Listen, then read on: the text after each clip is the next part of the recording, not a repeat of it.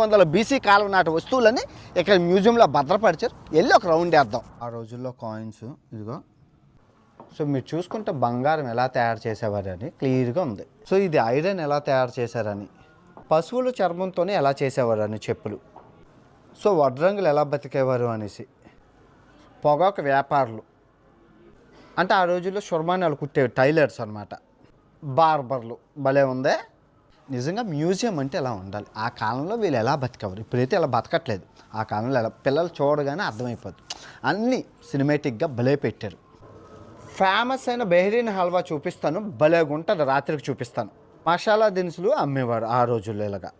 సాంబ్రాణీలు అన్నీ ఎలా అమ్మేవారని మీ అందరికీ తెలుసు. ఫేమస్ అయిన కుబుసులు ఎంత ఫేమస్సో. సో ఆ రోజుల్లో కాఫీ షాపులు, శేషాలును. చిత్రంలో గల్ఫ్ ప్రజల యొక్క జీవన విధానం అయితే తెలియజేస్తుంది. వీళ్ళ జీవన విధానం ఎలాగే ఉండేది. ఎప్పుడైతే వీళ్ళు చేపలు పట్టుకో